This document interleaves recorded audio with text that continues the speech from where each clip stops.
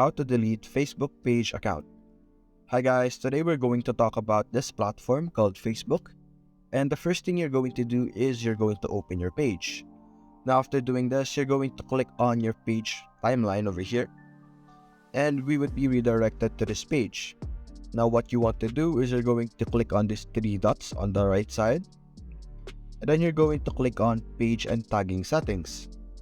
Now over here, you're going to look over here on the left side, and then you're going to click on Facebook page information, and then you would be able to see this option over here below that says deactivation and deletion.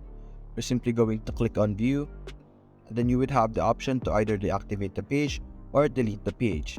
You're simply going to select delete the page and then click on continue, and then it's going to ask you if you want to download your information or transfer a copy of your information.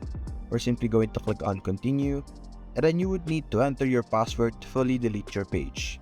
And that's it guys, hope you enjoyed the video. Thanks for watching.